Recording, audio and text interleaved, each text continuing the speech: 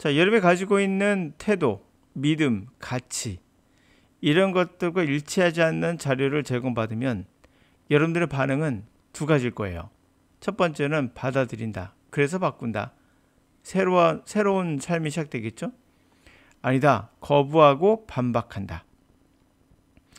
자, 영어학습에서 반복, 단어 암기, 어순을 알아야, 발음은 정확한 발음 알아야 이런 거에 대해서 아니다라고 말하면, 그리고 이것은 과거 라틴 학습법, 보이는 대로 들리는 대로 했던 그런 게 기초한 접근법이라고 비난한다면 여러분은 어떠시겠어요?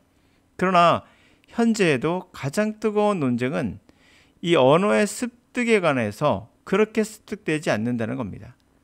이것을 반박하고 있는 거예요. 이것을 생득설, 태어나면서 가지고 태어난 대로 노암 촘스키부터 이것은 혁명적 또는 괴짜 같은 그러한 정보일 수도 있겠죠. 그러나 분명 현재에도 가장 뜨거운 논쟁이란 말은 생각할 가치가 분명 있다는 거예요. 스티븐 커라는 하버드 교수는 노암 촘스키에 대해 비판하는 사람들에 대해서 이렇게 말했어요. 물론 이 사람이 말한다는 것이 정답은 아니지만 생각해 볼 여지가 있다는 거죠. 1960년대 70년대 사이 퍼트넴 한 사람, 굿맨, 데니 같은 철학자들이 그랬고 비난한 사람 중에 70년대 제렘 브루노, 피아제 학파의 발달 심리학자들, 학자들입니다. 70년대 인공지능 부흥기의 테니 위노그라드, 로저 생크, 마빈 민스키도 촘스키를 공격했습니다. 한두 명이 아니죠. 거의 50년, 70년 동안 지속적으로 공격을 받고 있습니다. 1980년대 연결주의 심리학자, 신경망 인공지능 연구학자들인 린다 스미스도 동적 시스템 연구 이론가도 있습니다. 이 사람도 비판가 중에 한 명이죠. 거의 모든 시기 아동 언어 습득 연구자들은 촘스키에 반대했습니다. 그를 반대하는 이들이 제각기 다른 접근법, 중요한 포인트는 이거예요. 제각기 다른 접근법을 취했다는 거예요. 그들의 이론에 대항하는 하나의 대안이 만들어지지 않았다는 거예요. 다시 말해서 제각각이라는 얘기예요. 이 말의 뜻은 뭔지 아십니까? 이 말은 다 주류가 안 됐다는 얘기예요. 제각기라는 얘기는. 아직까지 주류에 속했던 사람은 삐아제가 있었고, 그리고 스키너 교수가 있고, 그리고 노암 촘스키로 연결돼요. 이들의 관계를 잘 보시면 서로를 까는 이야기가 돼요. 사실 반박을 하고 그것이 주류에 들어가는 이상 우리의 유아교육은 언어학은 노암까지 알려줘요. 그 다음에 이런 사람들은 아무도 들어가 있지 않아요. 왜 그랬을까요? 그것은 제각기 다른 방법, 하나의 대안이 만들어지고 있지 않다는 주류가 아니라는 얘기예요. 즉 50년 동안 언어의 특정한 측면이 학습에 의해 가능하다는 것을 발견한 모든 이들이 특정한 측면이 실제로 많았는데 자신들이 골리앗을 무너뜨렸다. 이 표현에서 중요한 포인트는 골리앗이 누굴까요? 노암이에요. 거인을 무너뜨렸다 라고 주장할 수 있게 만들어주는 보물단지는 바로 누구죠? 촘스키예요. 공격의 대상이 되죠. 하지만 불행히도 이런 방식은 과학적이고 생산적 논리가 아닙니다. 여러분들이 알아셔야 될 것은 누구죠? 뉴턴이 만유인력을 내놨을 때 수학적으로 물리를 접근한 거죠. 그 당시에 수많은 학자들은 만유인력을 거부했어요. 이유는 수학은 물리학이 아니다라는 거였어요. 그 당시엔 철학이 물리학이었습니다. 그래서 뉴턴이 있었던 대학인 캠브리지 대학도 50년간 뉴턴의 이론을 가르치지 않았어요. 그러나 뉴턴을 꺾을 만한 그런 사람이 없었죠. 그래서 뉴턴은 지금 주류, 정설로 받아들이고 있어요. 노암도 50년간 이 수많은 공격을 버텨내고 있는데요. 앞으로 50년 후 또는 70년 후에 노암이 정론으로 될 가능성은 높아지고 있는 거예요.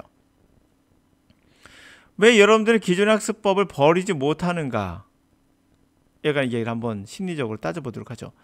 When you are presented with information inconsistent with your current attitudes, beliefs, or values, you become aware of that you have problem. 자, 여러분들이 뭔가를 제시받았을 때, 정보를 제시받았는데 consistent, 일치한다? 인이 붙었죠? 불일치하는 거예요. 당신의 현재의 태도와 믿음, 가치. 영어는 열심히 단어 암기하고 문법 공부하고 문장을 많이 보는 것밖에 없어. 인풋이 최고야 라고 믿는 여러분들에게 노암 촘스키는 아니라고 얘기를 하고 있어요. 자, 그렇게 제공받았을 때 여러분들은 알게 되죠. 당신에게 문제가 있다는 것을. You experience a kind of discomfort called cognitive dissonance. 자, 이럴 때 당신이 느끼게 되는 건 일종의 불편함을 거예요. 그래요, 불편합니다. 인지 부조화라고 하죠. 인지 부조화는 당연히 불편해요.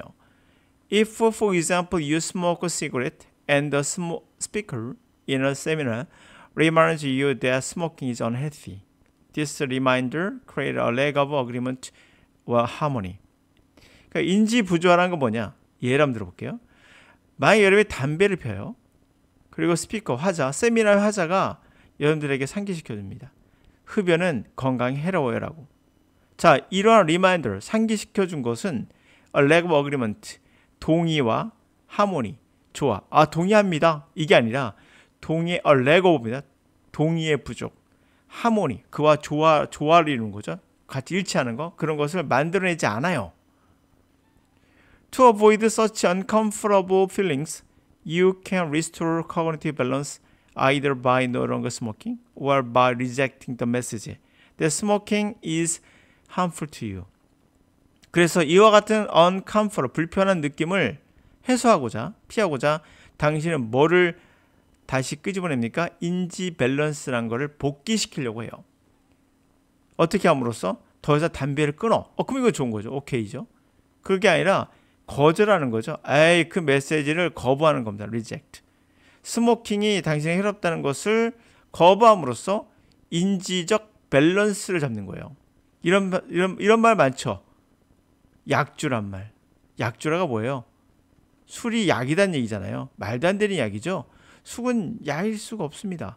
근데 이런 말이 왜 나오는 거죠? 바로 이거 인지 밸런스. 인지적으로 인지 불균형이 왔을 때 인지 밸런스를 맞추기 위해서 내가 하는 게 맞는 거야 라고 하기 위해서 약주란 말을 만든 거예요.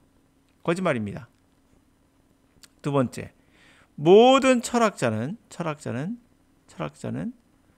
술을 좋아한다는 이야기가 있어요. 그러면 철학을 하기 위해서 술이 필요한가요? 이거는 절대 관련이 없어요. 둘 관계는. 기분만 좋을 뿐이에요. 술 먹고 헛소리하는 것일 수도 있습니다. 철학이 사실은. 자, 갑니다. 어느 과학자도 술 먹고 연구하지 않습니다. 그건 사고가 날 뿐만 아니라 적절한 방식이 아니에요. Actually, the need to restore the balance is such a common phenomenon. 사실 밸런스, 그 균형을 복구하는 그러한 필요성은 그와 같은 흔한 현상이에요. If you are walking down the stairs too fast and you start to lose your physical balance, you will probably grab for the handrail. So you want to fall. 당신이요.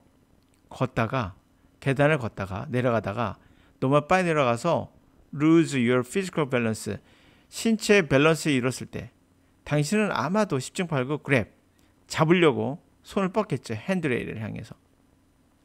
그래서 엎어지지 않으려고 했겠죠. 마찬가지로 this is similar to process that occurs psychologically. 이것은 그러한 과정, 심리적으로 일어나는 심리적 기제와 같은 거예요. 자, 어떠한 진실을 받아들인다는 것은 쉬운 일은 분명 아니에요. 그러나 세상의 모든 사람이 다 현명했다면 우리는 지금까지 수많은 잘못된 방법들을 반복하지 않았겠죠. 그 중에 가장 큰 잘못된 방법이 뭡니까? 영어 학습에서 바로 보이는 대로, 느끼는 대로 들었던 라틴 학습법이에요. 중세시대에 있던 방법이죠. 바로 이겁니다. 반복이 너무 어렵기 때문에 정신력을 강조하고 단원기도 너무 고통스럽기 때문에 여러분들에게 전신력과 매를 댔던 그런 방식이었던 거죠. 어순이 분명 달라요. 그러니 어순을 알아야 된다는 말은 일반적으로 말할 수 있으나 노암이 했던 말에 전 동의합니다. 우리가 어순이 다르다고 하지만 실제로는 모든 어는 동일하다. 그게 유니버설 그래머죠. 보편적 그래머가 있다. 어휘는 모르겠으나 그래머가 있다는 건 전 동의하는 이유가 제가 가르쳤던 아이들 중에 데이터를 보면 하루 만에 독해가 안 됐던 아이가 독해가 돼요. 제가 했던 방식으로. 물론 어떤 아이들은 7일 걸리는 학생도 있고요. 어떤 학생은 한 달, 어떤 학생은 2달. 중요한 포인트는 이게 아니에요. 하루 만에 됐다는 게 가장 중요한 포인트예요.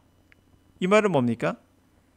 인풋이 없어도 인간은 어떻게 이해를 했냐 이거죠. 이거를요.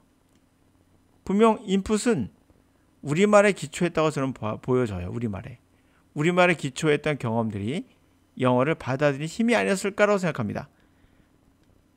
그렇다면 영어의 어수는 우리말로 해석하는데 전혀 불편함이 없다라는 결론이 나와요. 하루 만에 가능했기 때문에. 그걸 어떻게 증명하냐? 제가 영상에서 보여드린 것처럼 아이들이 영어가 되었다라고 본인이 직접 말할 뿐만 아니라 성적으로도 입증됐죠. 저 영어 독해가 좋아졌어요. 이것도 좋은 표현이에요. 그러나 실제로 성적으로 입증이 됐다는 것은 문제를 푸는 데 있어서 독해가 굉장히 잘 됐다는 얘기예요. 그냥 문제풀이법을 한 게 아니라 다 읽게 시켰기 때문에 해석이 됐단 말도 하고 그리고 빠르게 됐다 하고 우리말처럼 느꼈다는 말도 많이 들었어요. 이게 어떻게 하루 만에 가능하겠는가? 이러한 사실은 여러분들의 태도, 영어는 하루에 안 돼, 믿음, 그럴 리 없어, 가치와 일치하지 않는 자료예요. 그래서 여러분들은 신뢰하지 못하죠. 그러나 진실은 바뀌지 않아요.